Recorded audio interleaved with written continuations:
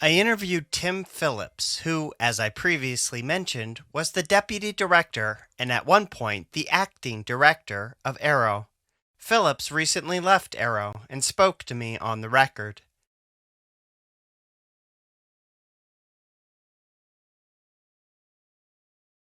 But there are still mysteries out there. A small number of UFO cases remain unsolved and very strange. Phillips is concerned about these cases, since many of them occur over sensitive U.S. military locations. A small percentage of those cases, probably less than 40, we don't know what it is. We can measure it. We know it's there. It shouldn't be there. And we want to know what it is. Well, And we're Tim, taking every step to understand that phenomenon. well, Tim, And maybe it's aliens. well, again, until we have evidence, I'm not going to go there. There are, there's some phenomena out there that we just don't understand. Let me. Especially, have you heard of the fiery orbs? Oh yeah. That when we start seeing like a corona or a discharge, a plasma discharge, and when we've had some of these really, really strange events, from the reports of the security personnel on site, these devices they're attempting to conceal themselves. In one case, when a truck from main side was coming out onto the range, this device stopped, hovered, went off the road, and turned its friggin' lights off. Now, to me, that tells me there's a human in the loop or on the loop. Because if it was an alien, they could care less. That's not what happened, okay? Now, there's some strange stuff going on there. Out of all the cases you saw and observed, what was the one that confused you the most and still confuses you, that you're just not sure what the heck? Is it the plasma ball? What was it, that's something that struck you as particularly strange? The black triangles. But The, seriously? the black triangles, yeah. Black triangles are a common description of reported UFOs.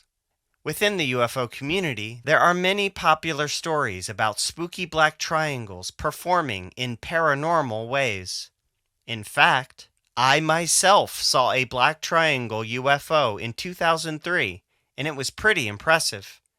And obviously, the military has their own flying black triangles that, at one point, they tried to keep secret. But Phillips says the black triangles he saw concerned him. He thinks they could be high-tech aircraft being flown by a foreign adversary. There were some reports from credible people where they saw something and they saw a flying vehicle, triangular in shape. It just good performance coming off it. Not a huge acoustic sound. Not a lot of heat picking up. They can pick off their flares. I want to know what it is because I think it's an